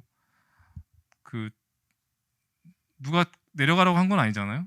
그냥 제가 가고 싶어서 갔던 거고, 근데 정말 행복하다는 느낌도 있었습니다. 그러니까 그렇게 사실 저는 뭐 그 당시 아까도 말씀드렸지만 저뿐 아니라 모든 국민이 내려가서 뭐라도 하고 싶었을 거라고 생각을 하는데, 저는 내려갈 수 있는 직장을 다니고 있었던 거거든요. 그리고 물론 이제 근데 그때만 하더라도 세월호 참사 같은 경우는 이게 참사인지 이게 인권인지 아닌지 막 헷갈리는 상황이었고, 그래서 휴가를 내고 내려갔었고요. 근데 이제 진도에서 정말 그 지옥 같은 현장을 보고 나니까 휴가였던 것 같지는 않더라고요. 그래서 이제 다시 단체 와가지고 휴가 아니었던 걸로, 파견했던 걸로 고치고, 뭐 그래서 참 좋은 단체가 있었기 때문에 그런 활동이 가능했던 것 같습니다. 네, 세월호 참사는 말씀하신 것처럼 참 신기한 것 같아요. 다들 그냥 스스로 잠수사분들 얘기를 들어봐도 전부 스스로 다 자발적으로 오신 분들이고, 변호사님도 그렇고 저도 온 마음에 오고 싶어 왔습니다. 그래서 지금 너무 가족들 옆에서 일하게 돼서 저는 참 이제 행복하게 생각하고 있고요. 그 변호사님이 그 기업 해외에 진출한 우리 기업에 대한 그런 문제에 대한 관심도 많이 있다고 들었는데, 예전에 뭐 한국 기업 감시 네트워크 이런 거를 구성하셨다고 들었습니다. 이거는 뭐 어떤 일을 하는 거고, 또 이때 어떤 뭐 생각나시는 기억이 있으신가요? 그러니까 사실은 이게 또 해외 진출한 한국 기업 중에서 현지에서 이제 인권 침해를 하는 기업들을 감시하는 이제 그런 네트워크인데요. 다양한 이제 단체들이랑 학자분들이랑 활동가분들이랑 이제 실무가분들이 같이 결합을 해서 활동을 하고 있습니다.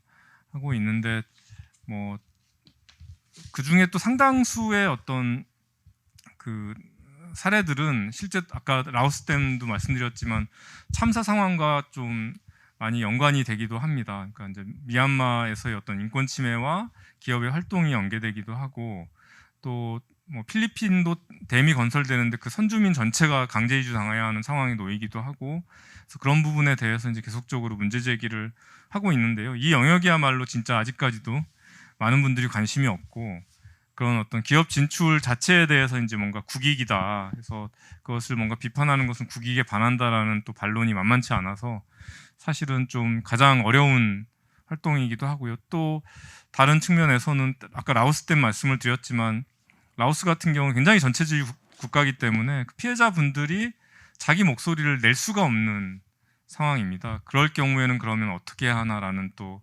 근본적인 고민을 하게 되는 활동이기도 합니다. 네, 저는 그냥 이렇게 들었을 때는 저희 기업이 해외에 나가서 인권 침해를 당하나 했는데 반대의 경우도 있고 그런 경우도 있고 이런 건 거죠. 네. 뭐 저희가 하는 것은 인권 침해 하는 것을 감시하고요. 기업들이 잘 하고 뭐 이런 거는 기업 자체가 뭐 피해를 보는 건 당연히 이제 그쪽에서 당연히 이제 기업 변호사들이 충분히 그런 역할들은 하고 있다라고 보여집니다. 네. 오늘 주제가 피해자의 시간, 인권의 시각인데요. 우리 유병환님 어머님은 그동안 뭐 인권에 대해서, 인권 침해, 뭐 인권 유린 이런 부분에 대해서 혹시 하실 말씀이 있으실까요? 제가 딱히 어디서 인권을 뭐 유린을 당했거나 이런 적은 없지만, 이 일을 제가 당한 당사자로서 저희는 이제 두 가지 측면에서 저희가 초창기 때 이제 저희 말할 권리라든지 저희가 알 권리라든지 이런 것들을 다 박탈당하고 거의 감금당하다시피 해서 피해를 많이 봤었죠. 저희가 어떤 범법자도 아닌데 왜 이런 상황이 벌어졌는지에 대한 거를 알고 싶어서 저희가 목소리를 내는데도 그걸 제지를 당하고 거의 뭐 고립되다시피 하고, 이런 과정들의 연속이었죠. 그러니까 지금까지도 어쨌든 인권에 대한 불합리한 그런 상황들이 벌어졌던 것 같습니다. 그 당시나 지금이나 조금 달라졌을까요? 어떻게 느껴지시나요? 한동안 제가 뉴스를 안 봤어요. 또 네. 뉴스를 틀면 이런 사회, 경제 이런 부분 뉴스들이 나올 때 보면 저희 모습을 보는 것 같기도 하고 이런 모습들이 많이 보여서 안 봤는데 변한 게 없는 것 같아요. 지금 코로나 시국에 이 힘든 시기에 지금 언론이 정확한 건지 그것도 궁금하고 믿을 수 없는 부분도 분명히 있는 것 같고요. 불신이 좀 생기는 것 같기도 하고 제가 지금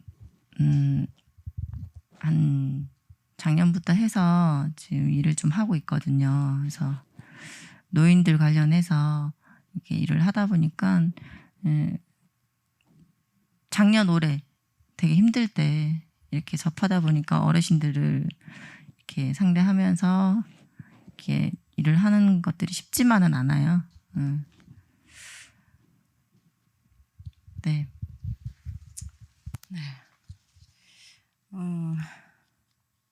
변호사님 활동 조금 다른 얘기인데요. 그동안 변호사님이 활동하신 여러 활동 중에 가장 기억에 남는다든지 혹시 강연 때 하시긴 하셨지만 좀 얘기해 주실 만한 경험이 있을까요? 활동하시면서 정말 열 받으셨다든지 화가 났다든지 정말 싸움을 하신 경우도 있으신지.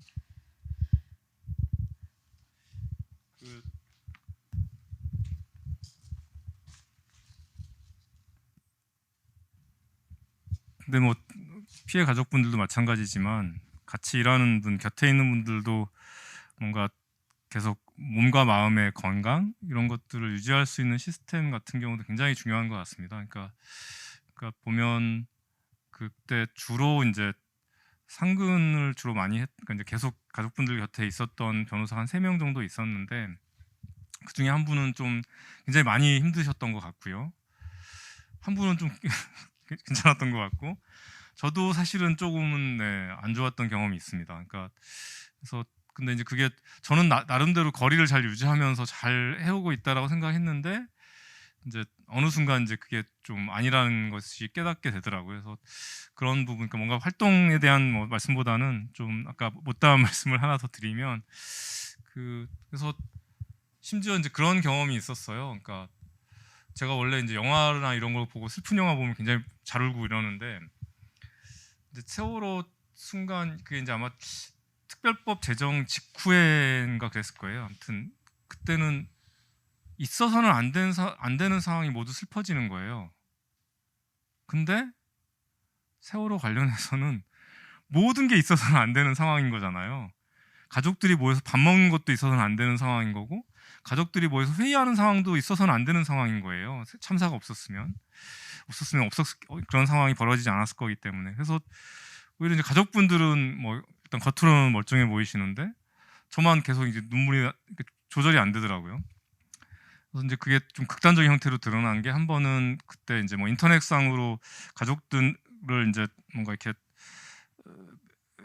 명예훼손하고 한 이제 이런 가해자분이 그 부모님이랑 아마 같이 찾아왔나 그랬을 거예요. 그래서 저희 이제 가족 협의회 대표분이랑 그 가해자 측이랑 만난다라고 해서 또 혹시 또 가족 대표분께서 좀 이렇게 흥분하셔서 뭔가 불상사가 일어날까봐 제가 배석하겠다. 그래서 이제 동석을 했는데 어느 순간 가해자와 피해자는 멀쩡한데 가운데 앉아 있는 변호사가 울고 있는 거예요. 그래서 근데 이제 왜냐하면 딱 뭔가 이렇게 이런 딱 어떤 감정의 포인트가 있는 거죠. 이 가해자 측에 대해서 제가 가족분들이 모르는 정보를 알고 있었거든요. 그러니까 굉장히 잘 나가는 비싼 펌에서 충분히 자문을 받고 와가지고 이제 이 사과하는 행위를 하고 있는 상황을 알고 있었고, 그렇기 때문에 가족분들은 뭐 어디 변호사 로펌 이런 거 함부로 얘기조차 뭐 꺼내기만 해도 또 누가 뭐라고 하고 이런, 오히려 더 위축되어 있는데, 가해자는 당당하게 비싼 변호사 사가지고 아무튼 그럴듯한 아주 세련된 조언을 받고 와가지고 이제 사과의 어떤 퍼포먼스를 하고 있는 상황 자체가 너무나 분노스러우니까 이제 했던 경험이 있었고, 그러고 나서 이제 이건 좀 아니다. 네, 그래서 이제 바로 병원에 가서 네, 약타 먹고 막 이랬던 기억이 있는데요. 그러니까 사실은 아무리 뭔가 이렇게 강한 사람도, 아무리 뭔가 이렇게 거리를 두는 사람도 항상 그런 부분들이 점검될 필요가 있는 것 같고, 네, 앞으로는 좀 더 이제 사회적으로 함께하는 사람들에 대한 관심도 조금은 더 넓어졌으면 좋겠다라는 생각을 네, 갖고 있습니다. 네. 네, 저희도 뭐 그런 말씀 이제 또 전문가들이 많이 하셔서 또 저희 센터에서도 그런 뭐 프로그램이나 준비를 많이 이제 하려고 하고 있습니다. 어머님은 또 뭐 예전에 변호사님하고의 일 중에 또 새롭게 기억나는 부분이 없으신지요? 두 분이 오랜만에 만나셨으니까. 너무 오랜만에 만나가지고요. 좀 이제 낯설어요.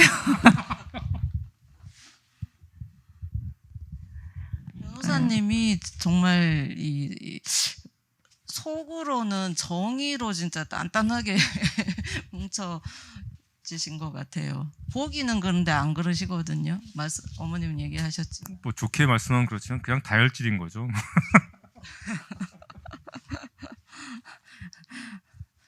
예. 네, 제가 기억을 더듬었더니 아까 얘기했던 것밖에 안 떠올라가지고요. 그 당시 나오셔서 소리를 발락 지르고 나오셔서 많이 우셨거든요. 이 분을 못 참으시고, 그때 정말 저도 제가 그 마음인데, 근데 저는 그냥 멀뚱멀뚱 변호사님 쳐다보고 있고 이렇게.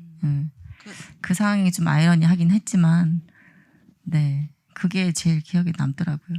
그 당시에 어머님이 그 가족들 대표로 활동을 하셨던 건 거죠?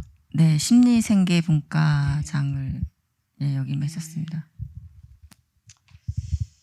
초기에는 또 이렇게 활동하셨는데, 예, 지금은 그런 활동하시는 부분에 대해서는 좀 어떠세요? 일상으로 돌아가서 가 계셔서 더 좋은 모습이긴 한데요. 또 지금도 활동하고 계시는 분들이 많이 계시잖아요. 네, 제가 나서서 활동하지는 않고 있지만, 항상 그냥 저는 제가 당사자로서 뭘 해야 될지를 항상 생각하고 있고요. 그리고 일을 하고 있는 게 이제 주위에서는 잘 견뎌내고 있는 것 같아서 보기 좋다라는 얘기를 많이 듣고는 있어요. 근데 드러내지 못하는 이 마음이, 뭐 오늘 피해자의 시간이라고 얘기하는데, 이 시간이 과연 저도 감히 잘은 모르겠지만 그냥 그 14년 4월 16일에 멈춰 있다고 생각을 하고 있거든요. 근데 솔직히 많은 가족분들이 대부분 그럴 거라 생각을 하고, 저 또한 아직까지 사망 신고를 못했어요. 예. 항상 그 시간에 머물러 있다고 생각을 하고 있고요. 하지만 저희가 아직 제대로 된 진상규명이 이루어지지 않았고, 앞으로도 몇 년이 걸릴지도 모르고, 거기에 일부나마 제가 함께 가야 된다고 생각하고 있습니다. 네. 네, 어머님이 직장 생활 하시고 또 저희 온마음 센터에도 가끔 이렇게 나오셔서 이제 얼굴 뵐 수 있고 해서 저는 그 모습이 너무 좋아 보이시는데 어머님 나름대로 굉장히 이렇게 버티고 계신다는 느낌이 지금 들고요. 또 자주 어머님이 지금 또 활동하시는 가족분들에 대한 그런 응원의 이야기를 하는 거를 제가 들어서 한번 여쭤봤습니다. 예. 변호사님, 책에 국제인권 변호사의 삶, 더디고 힘들어 보이지만 나는 이 삶이 참 좋다. 이렇게 기사가 최근 기사에서 봤어요. 이렇게 좋은 일을 정말 제가 생각할 때 진짜 힘들고 정말 아무나 할 수 없는 일 같은데요. 이런 일을 하면서 어떤 보람으로 어떤 마음으로 이렇게 하시는지 똑같은 질문일 수도 있는데 한번 말씀해 주세요. 이 삶이 참 좋다라고 되어 있어서요. 네, 그러니까 너무 네 깊이 있는 말씀을 여쭤보시는데 저는 그냥 하고 싶어서 할 뿐이다라는 답이 저한테는 정답인 것 같고요. 다만 이제 그 과정에서 삶을 배우는 과정이 있는 것 같아요. 특히 이제 저는 아까 여러 가지 말씀을 드렸지만 세월호 참사는 저에게 또 던져졌던 화두 중에 하나는 그 전에 굉장히 다양한 인권 관련된 활동을 하면서 결국 수많은 사람들의 이야기를 들었었다라고 생각이 드는데 세월호는 저에게 사람의 목소리를 듣는 것은 무엇인가라는 질문을 던져준 사실 사건이었거든요. 그러니까 그리고 어떻게 보면 아직까지 뭐 더 노력해야겠지만 예전보다는 더 잘 들리는 것 같아요. 사람의 목소리가. 그리고 이제 그러다 보니까 그 목소리를 못 듣는 사람을 보면 더 답답해지는 이런 문제도 있는 것 같긴 합니다. 근데 아무튼 또 삶을 배우는 과정이고 제가 하고 싶은 일을 하고 있고 그게 사회적으로 유익하면 더 좋겠고 다만 이제 최소한 무해했으면 좋겠다 뭐 이런 생각을 가지고 일을 하고 있는 것 같습니다. 네, 하고 싶은 일을 하고 있다가 정답인 것 같습니다. 네, 그렇기 때문에 변호사님이 힘들지만 이렇게 하실 수 있는 것 같고요. 질문 받기 전에 이제 어머님하고 변호사님께 지금 코로나로 너무나 다 힘들고 그런데요. 지금 상황에서 혹시 저희들한테 하고 싶은 말, 뭐 희망의 메시지, 치유의 메시지 이런 거 한 말씀씩 해주시고 이제 질문 받도록 하겠습니다. 네, 제가 먼저 할게요. 네. 네, 변호사님 너무 쑥스러워하셔가지고 제가 일을 시작하면서 코로나 사태가 좀 심각해지는 단계들이 점차적으로 올라가다 내려가다 이렇게 오르막들이 막 했는데요. 그 상황 속에서도 어쨌든 저희 국민들이 또 이렇게 앞장서 주시는 분들도 계셨고 저희 국민들이 잘 따라주신 부분도 없지 않아 있었고 그래서 그나마 잘 버텨왔다고 생각은 하는데 요즘 최근 들어서는 정말 이게 좀 되게 좀 피로도가 되게 많이 올라오는 것 같아요. 저뿐 아니라 모든 국민들이 아마 다 그럴 거라 생각이 들고요. 그래도 끝까지 끈을 놓지 않고 저희가 좀 더 철저하게 잘 지켜서 정말 마스크 벗고 편하게 대화할 수 있는 그날이 하루빨리 오기를 함께 노력하길 바랍니다. 네, 감사합니다. 변호사님.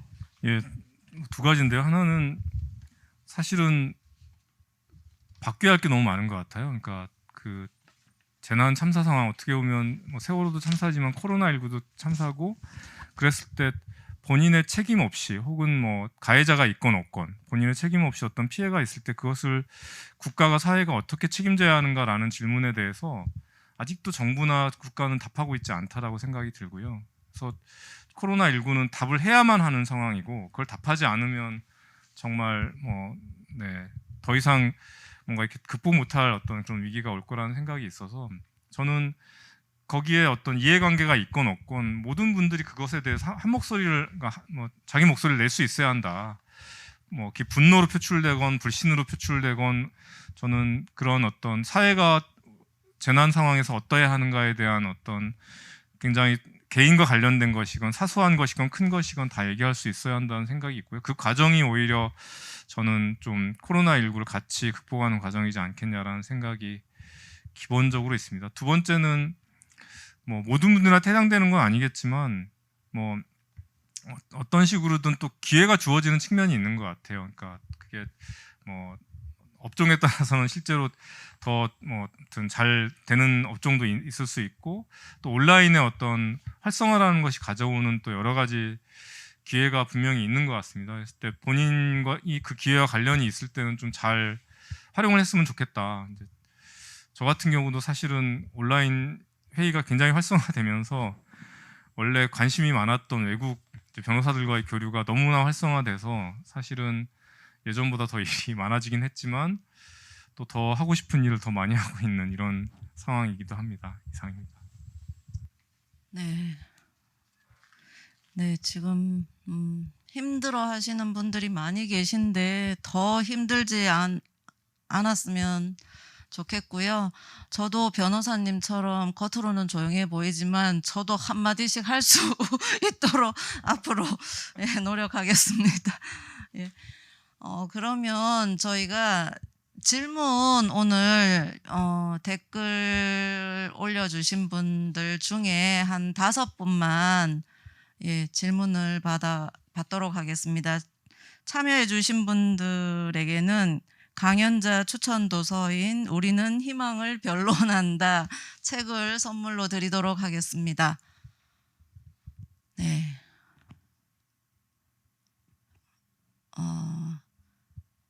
양정순님께서 질문해 주셨는데요. 일에 슬럼프가 오면 어떻게 극복하시는지 궁금합니다. 어머님도 슬럼프가 올 때가 있으실 테고 변호사님도 예, 두 분 다 대답해 주시면. 변호사님께 질문했습니다. 그래요? 변호사님께 질문하셨구나. 예, 변호사님부터. 예. 네, 뭐 뻔한 답변밖에 못 드릴 것 같은데요. 그러니까 당연히 내가 왜 이 일을 하고 있는지에 대한 질문을 다시 한번 던져보는 것으로부터 출발할 것 같습니다. 그리고 사실은 그 일을 하면서 일에도 치이지만 사람에도 치이고 뭐 아무튼 일의 끝이 안 보이고 이런 과정들이 있는데 그걸 미리 알면 괜찮은 것 같아요. 그러니까 사람한테는 치일 수밖에 없고 일에는 끝이 없을 수밖에 없다라는 것을 미리 알고 시작하면 되지 않는가 해서 저는 항상 충분히 불신해야 신뢰가 싹 튼다라는 생각을 가지고 있고요. 또 끝이 없기 때문에 끝까지 갈 수 있다는 생각을 가지고 있습니다. 예, 너무 좋은 말씀. 죄송합니다. 말장난. 아닙니다. 예. 우리 그러면 예. 변호사님께 질문하신 거니까 넘어가고요. 어머님께 질문하신 분 예, 말씀드리겠습니다. 경주 어머님 요새는 뭐하고 지내시는지요? 건강은 어떠신지 궁금해하시는 분 계십니다. KD 최이신 분. 제 열정 팬이신 것 같습니다. 모르겠습니다. 저도 누군지. 네, 건강은 많이 안 좋아진 상태고요. 보시다시피 많이 부었습니다. 예, 좀 안 좋지만 그래도 열심히 견뎌내려고 하고 있고요. 예전부터 하던 일을 지금 다시 하고 있고요. 사회복지사 일을 하고 있습니다. 예, 노인 돌봄 관련해서 사회복지사 일을 하고 있습니다.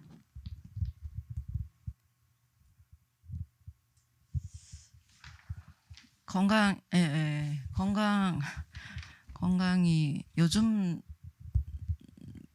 백신 맞고 좀 아까 미리 잠깐 얘기 나눴을 때 백신 맞고 조금 지금 안 좋으시다고 하셨는데 그거 외에는 괜찮으실까요?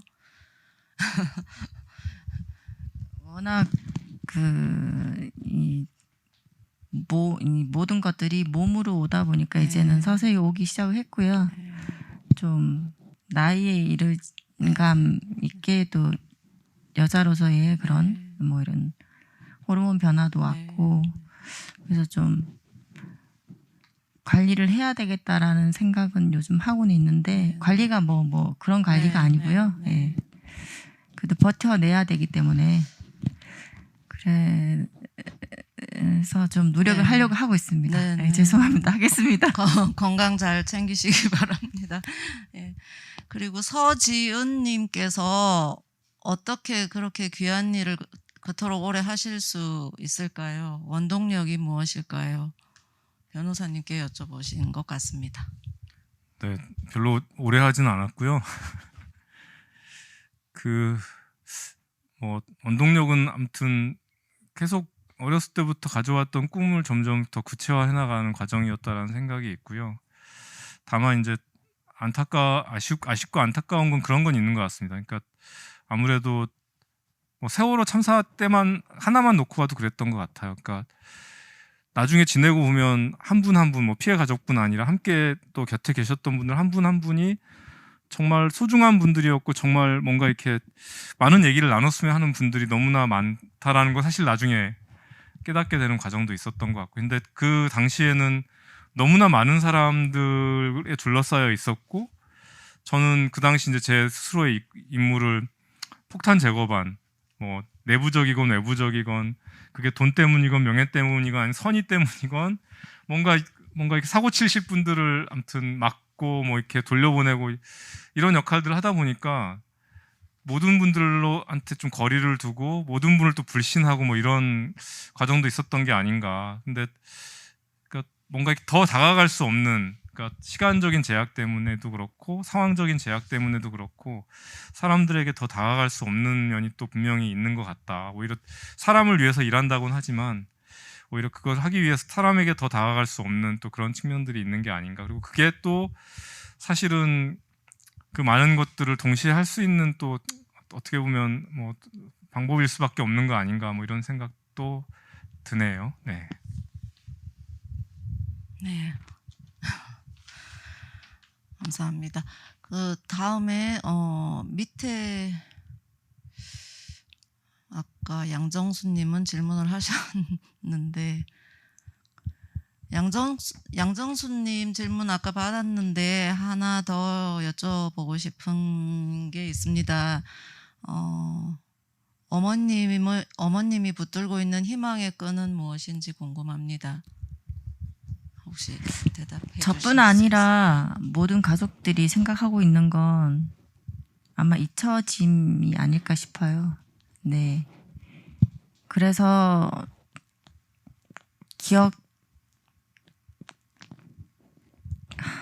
네. 예, 잊혀지면 제가 살아갈 힘이 있을까요? 의미가 있을까요? 이런 생각이 듭니다. 네, 저희는 잊지 않고 끝까지 함께 하겠습니다. 또 조영재님, 법지식을 가진 활동을 하시는 분 입장에서 세월호 활동가들에게 바라는 모습이 있다면 말씀해 주시고 어떻게 하면 해결을 할 수 있을까요? 어떤 해결을? 예. 질문이 정확히 세월호 활동가에게 혹시 바라는 모습이 있으시면 혹시 한 말씀 해주실 수 있을까요? 네, 아니 저도 세월호 활동가라고 생각을 하는데, 네, 세월호 활동가 이렇게 바라고 모습을 듣고 싶습니다. 네, 활동가 분들이 상당히 많으시더라고요, 전국적으로. 저도 최근에 알게 됐는데요.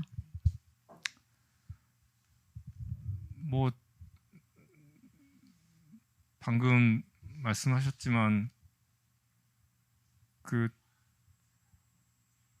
관심 혹은 기억의 끈을 놓지 않는 것이 중요한 것 같고요. 또 굉장히 좀 냉정하게 바라보는 것도 중요한 것 같습니다. 그러니까 네, 그게 어떤 사실관계에 대한 것이건 아니면 어떤 사람에 대한 것이건 단체에 대한 것이건, 사실 그래서 저는 사실 오늘 이 자리도 굉장히 좀 부담스러운 측면이 있는 것이, 지금 이제 사참위 비상임위원을 하고 있고 제가 봤을 때는 사참위는 객관적으로 굉장히 비판받을 지점이 많이 있는 조직이고 저는 그 비판을 또 그대로 받아야 할 위치에 있는 사람이라서 그랬을 때 네, 좀 사참위에 대해서도 비판을 많이 해주시고 다만 이제 그것을 좀 조목조목 비판을 하더라도 조목조목 비판을 한다든지 이런 것들이 필요한 것 같고요. 또 경우에 따라서는 좀 뭔가 이렇게 격려, 응원 꼭 사참위뿐 아니라 저는 같은 활동가 사이에서도 그렇고 다른 단체와의 관계에서도 그렇고 뭐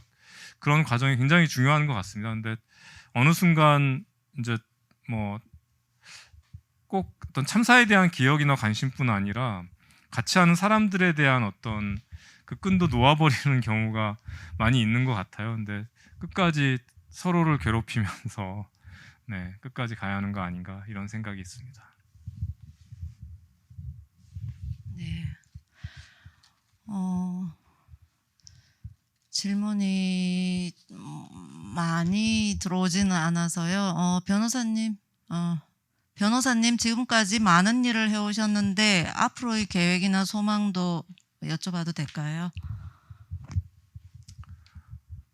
네, 뭐 지금 하는 일을 더 잘하고 싶습니다. 그리고 이제 뭐 남들이 가장 힘든 게 뭐냐고 물어보면 네. 역시 또 굉장히 건방지게 네, 몸이 하나고 하루가 24시간밖에 없는 게 제가 가장 힘들다라고 네, 답을 드리는데요. 요즘은 진짜 그런 것 같습니다. 왜냐하면 외국 이제 변호사들이랑 같이 일하는 것은 주로 밤에 회의를 많이 하기 때문에 거의 무슨 네, 두 사람의 삶을 살고 있는 것 같은 요즘은 그런 생각이 드는데 좀 국내 원래 사실은 제 계획은 한 10년 전부터 계속 가졌던 계획은 국내 일은 또 국내에서 잘하시는 분들이 많이 있기 때문에 오히려 좀 해외 쪽 일을 다른 더 이제 한국보다 더 열악한 정말 말도 안 되는 상황에 처해 있는 분들이 너무 많기 때문에 그런 일을 더 하고 싶다라는 좀 욕구가 있고 근데 이제 그런 거에 좀 뭔가 무게중심을 옮기려고 하면 또 꼭 국내에서 무슨 일이 생기고 이런 과정이 계속 반복되긴 하는 것 같습니다. 그래서 좀 원래 인권이라는 것은 열악하고 취약한 곳을 찾아가는 것이고 그것은 국경이 따로 없다라고 보여져서 그 과정을 조금은 더 실천하는 것 이런 계획과 소망이 있다라고 말씀드릴 수 있을 것 같습니다.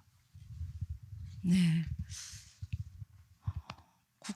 국제 인권 변호사시잖아요. 맞죠? 예, 뭐 원래 그런 말은 네. 없는 말이긴 합니다. 없는 말인가요? 예, 국제 인권 하니까 굉장히 어려운 것 같은데 예, 그쪽에 관심을 가지신 게 저는 참 이렇게 예, 대단하다는 생각도 들고요.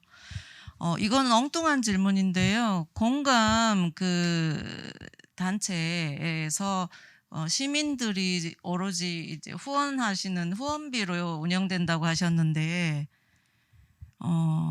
그 운영이 잘 되시는지가 궁금해요. 개인적으로. 아, 네. 예. 홍보할 기회를 주셔서 감사합니다. 네. 그래도 정말 많은 분들이 같이 하고 계셔서 네, 잘 운영이 되고 있고요. 네. 앞으로도 또 관심 뭐 꼭 재정적인 관심뿐 아니라 저희 활동에 대해서 공감의 활동에 대해서도 사실은 참사 뭐 이제 제가 말씀드린 영역 외에도 굉장히 중요한 뭐 직장갑질 119라든지 굉장히 중요한 영역에서 많은 활동들을 구성원들이 하고 계셔서 관심을 많이 가져주시면 좋을 것 같습니다. 감사합니다. 네네. 제가 공감 단체에 대해서 이제 마지막으로 홍보할 기회를 드린 거고요. 변호사님들이 많이 계시죠? 예.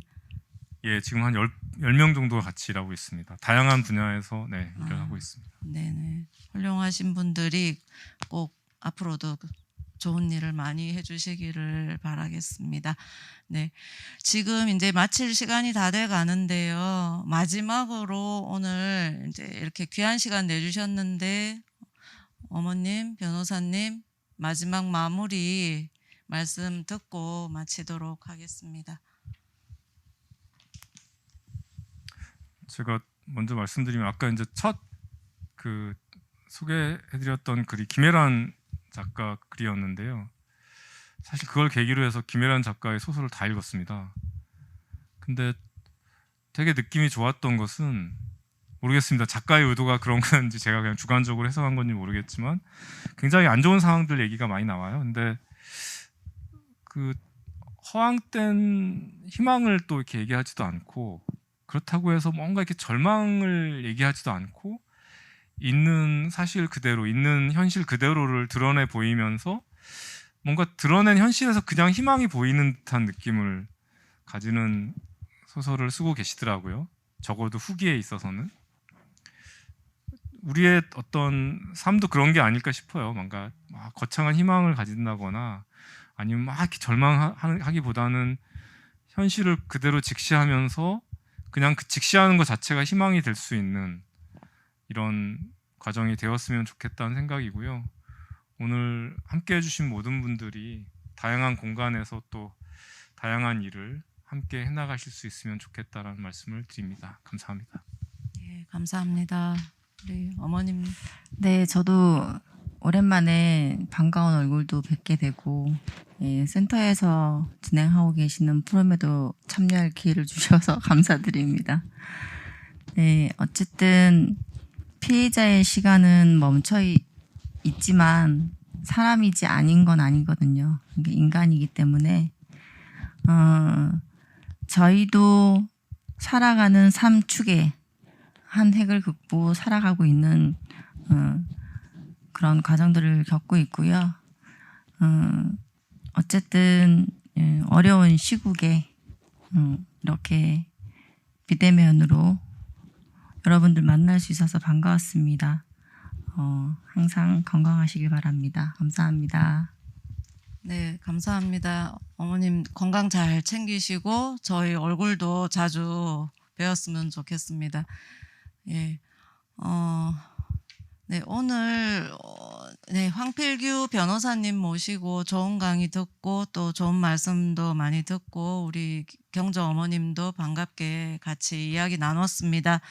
예, 오늘 귀한 시간 또 이렇게 참여해 주셔서 모든 분들께 감사드리고요.